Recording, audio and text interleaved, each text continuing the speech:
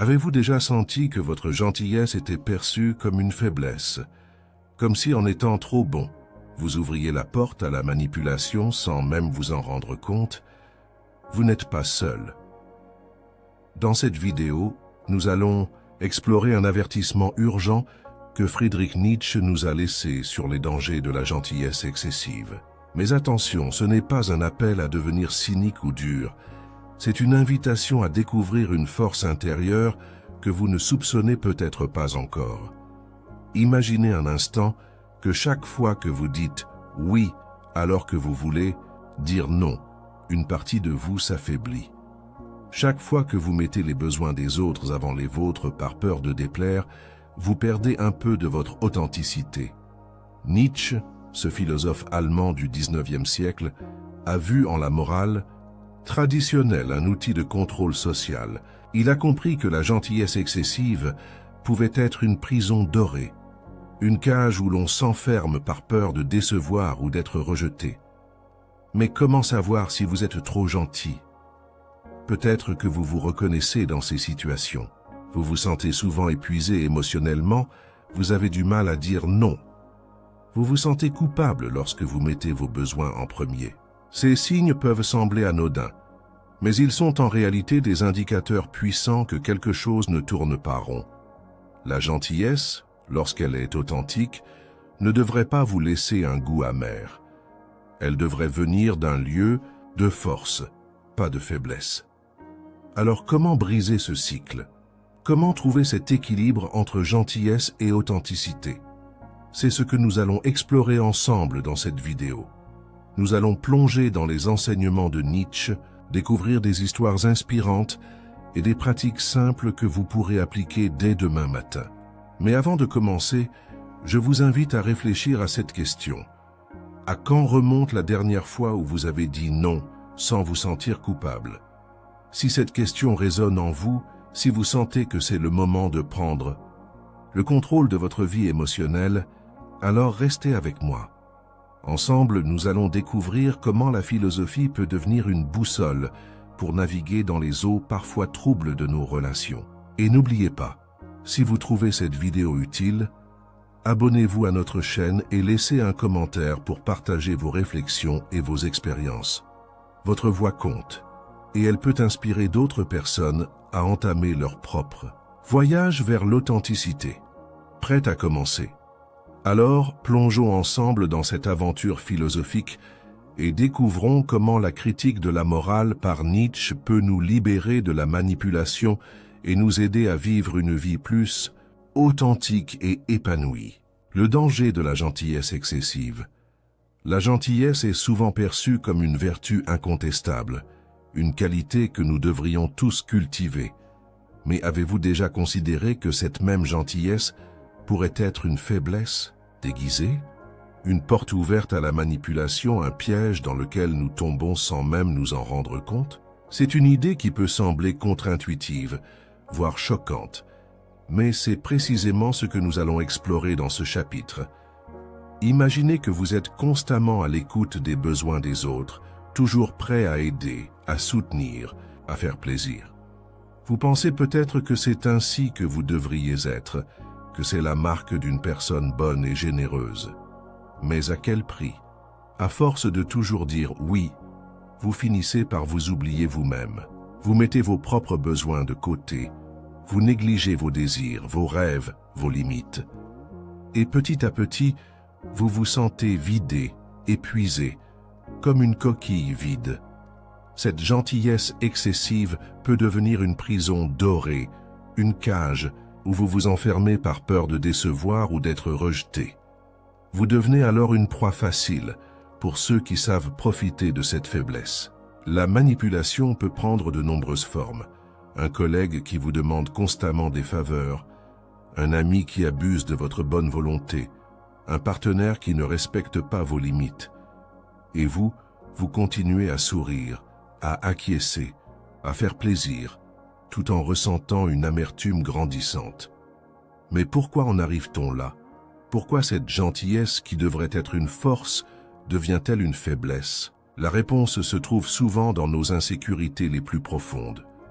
Peut-être que vous avez peur de ne pas être aimé si vous ne faites pas constamment plaisir. Peut-être que vous craignez le conflit, la confrontation, le rejet.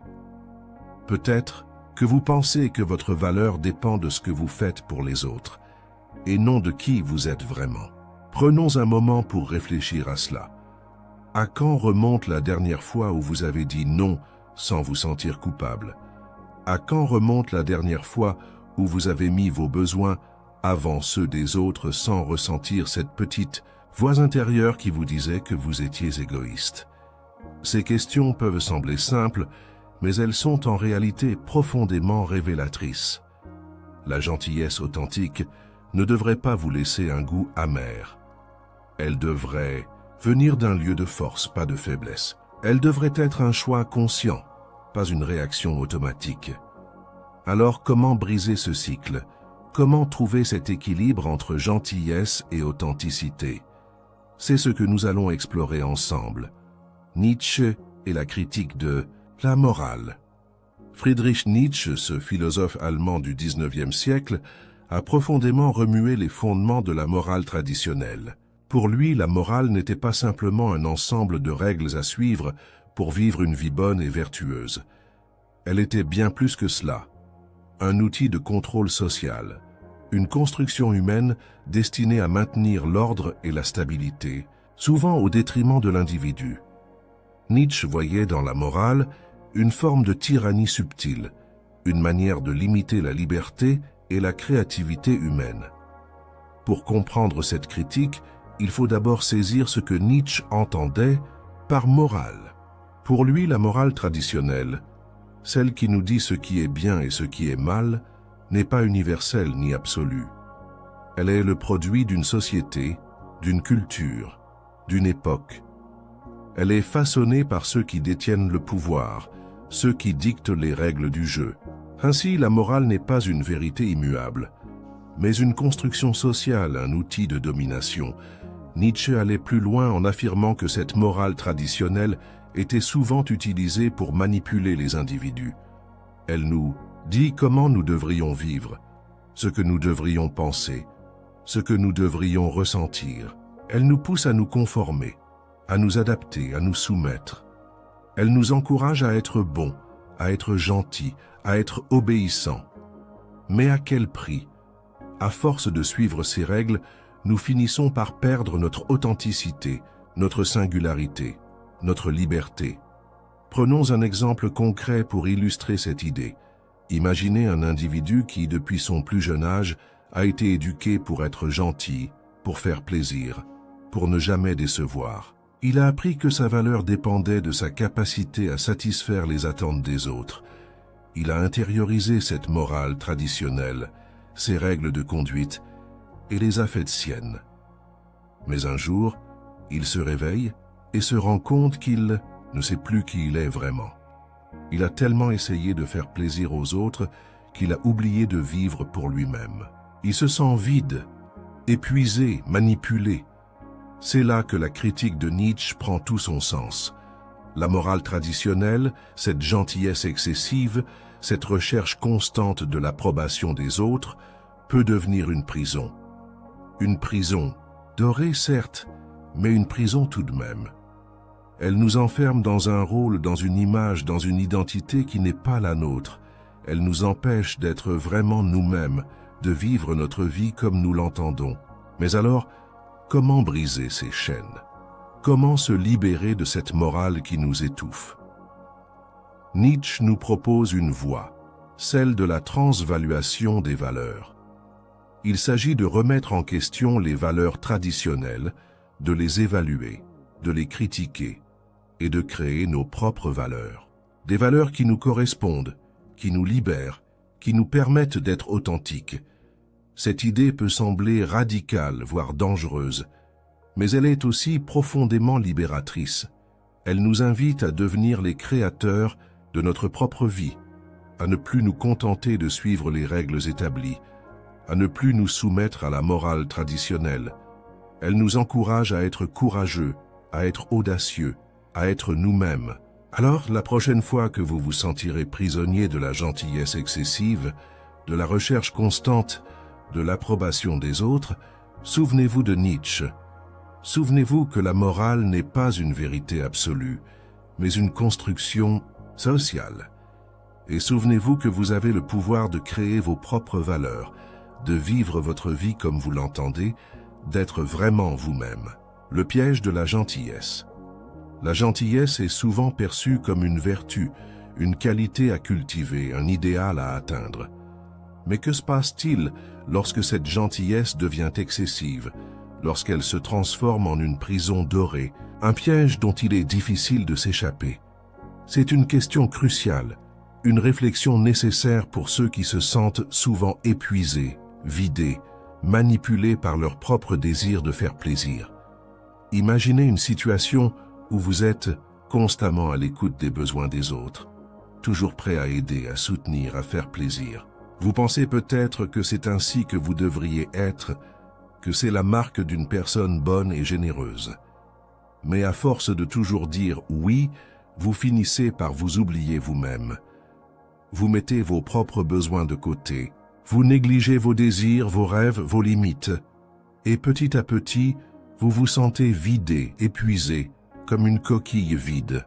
Cette gentillesse excessive peut devenir une prison dorée, une cage où vous vous enfermez par peur de décevoir ou d'être rejeté.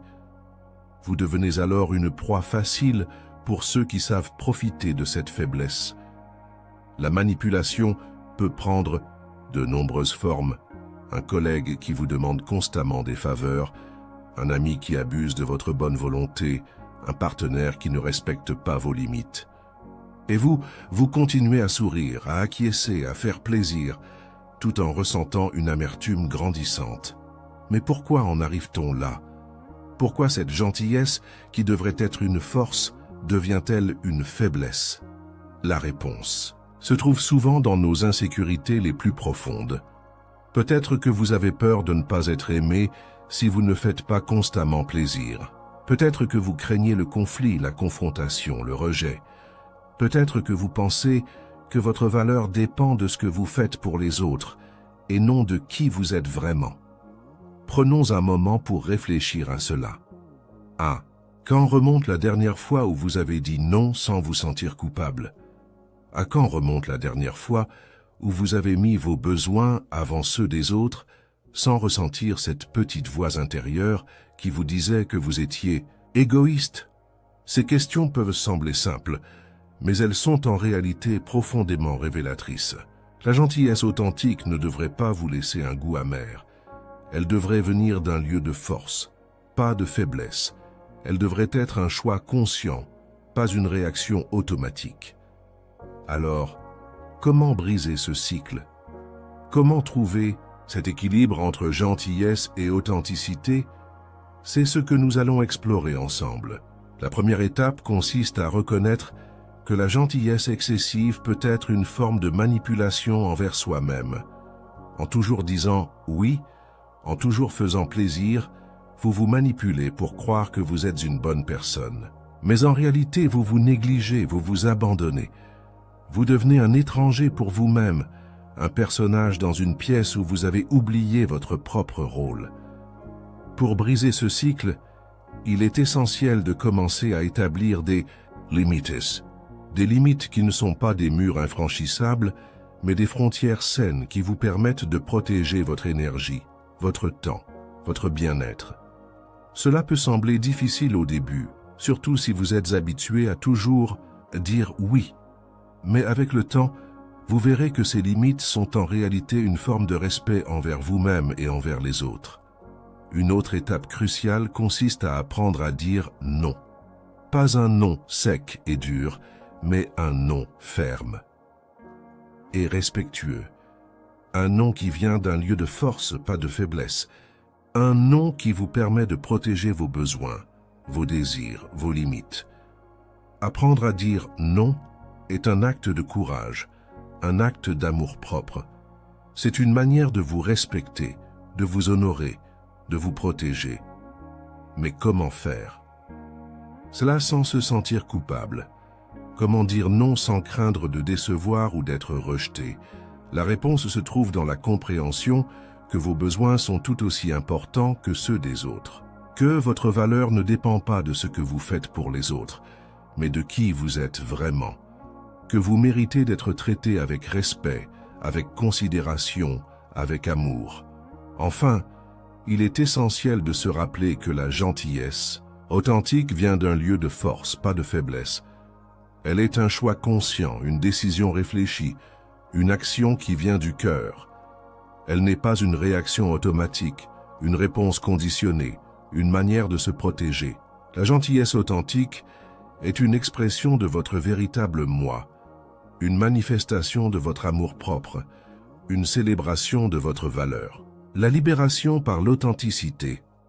L'authenticité est souvent perçue comme un idéal lointain, une qualité que peu de gens parviennent à atteindre pleinement. Pourtant, elle est à la portée de chacun de nous, à condition de savoir où chercher et comment cultiver cette précieuse vertu. Dans ce chapitre, nous allons explorer comment l'authenticité peut nous libérer de la manipulation et de la nécessité d'être constamment gentil, nous permettant ainsi de vivre une vie plus épanouie et véritable. Imaginez un instant que vous puissiez être entièrement vous-même, sans masque, sans façade, sans peur du jugement. Imaginez que vous puissiez exprimer vos pensées, vos sentiments, vos désirs sans crainte d'être rejeté ou incompris. Cette liberté, cette paix intérieure, c'est ce que l'authenticité peut nous apporter. Mais pour y parvenir, il faut d'abord comprendre ce qui nous en empêche. Nous vivons dans une société où les attentes sont nombreuses et souvent contradictoires. On nous dit d'être gentil, mais pas trop. D'être fort, mais pas trop. D'être réussi, mais pas trop. Ces attentes nous poussent à nous conformer, à nous adapter, à nous soumettre. Nous finissons par porter des masques, jouer des rôles, vivre des vies qui ne sont pas vraiment les nôtres. Nous devenons des acteurs dans notre propre existence, perdant peu à peu le contact avec notre véritable moi. Mais comment briser ce cycle? Comment retrouver cette authenticité que nous avons peut-être perdue de vue? La première étape consiste à prendre conscience de ces masques que nous portons, à reconnaître ces rôles que nous jouons, ces attentes que nous cherchons à satisfaire. Cela peut être douloureux, car cela implique de faire face à nos peurs, à nos insécurités, à nos doutes. Mais c'est une étape nécessaire, un passage obligé pour retrouver notre véritable moi. Prenons un exemple concret pour illustrer cette idée. Imaginez une personne qui a toujours été perçue comme gentille, serviable, toujours prête à aider les autres. Elle a intériorisé cette image d'elle-même, ce rôle de gentille personne, et elle le joue à la perfection. Mais un jour, elle se rend compte qu'elle est épuisée, vidée, qu'elle ne sait plus qui elle est vraiment. Elle a tellement essayé de satisfaire les attentes des autres qu'elle a oublié de vivre pour elle-même. Elle a perdu le contact avec son authenticité. Pour retrouver cette authenticité, il faut d'abord accepter de se regarder en face, de faire le point sur sa vie, ses choix, ses actions.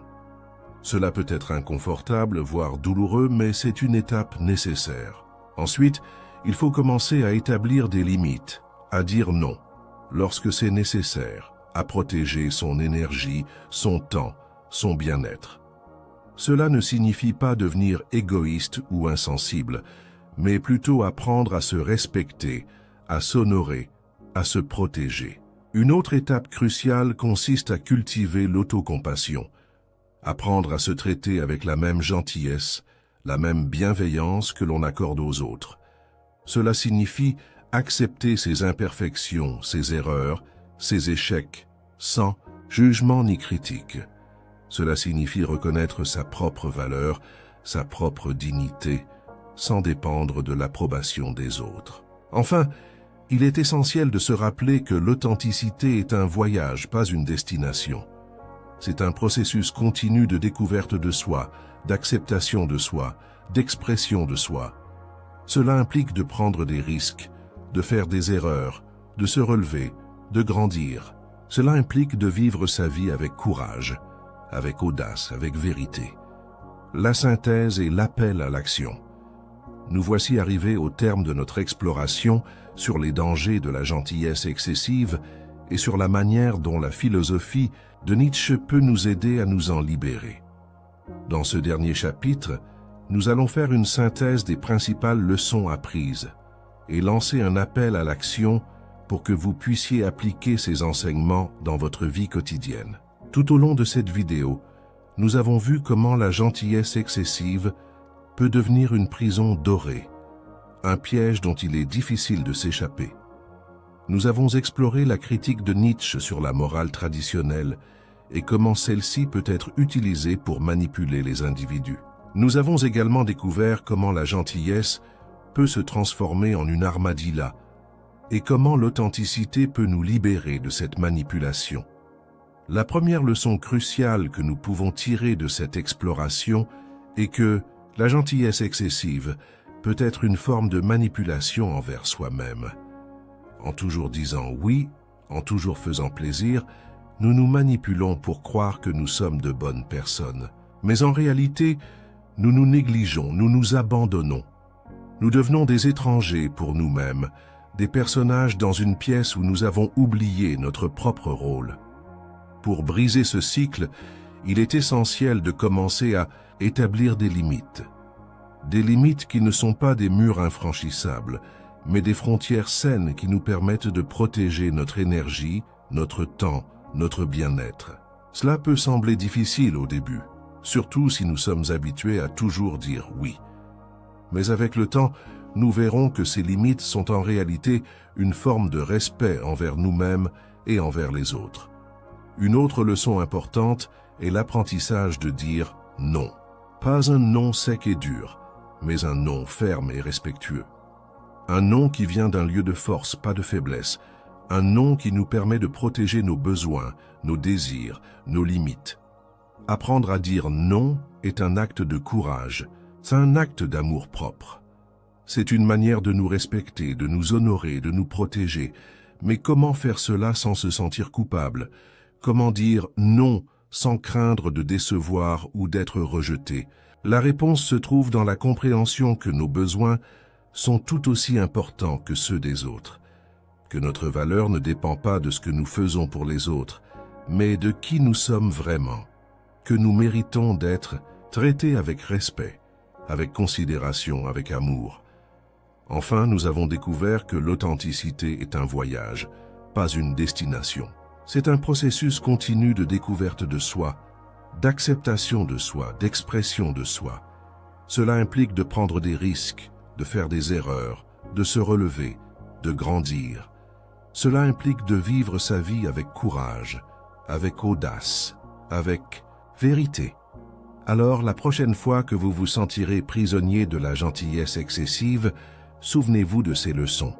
Souvenez-vous que vous avez le droit d'être vous-même, que votre valeur ne dépend pas de ce que vous faites pour les autres, mais de qui vous êtes vraiment. Et surtout, souvenez-vous que l'authenticité est à la portée de chacun de nous, à condition de savoir où chercher et comment cultiver cette précieuse vertu. Maintenant, il est temps de passer à l'action.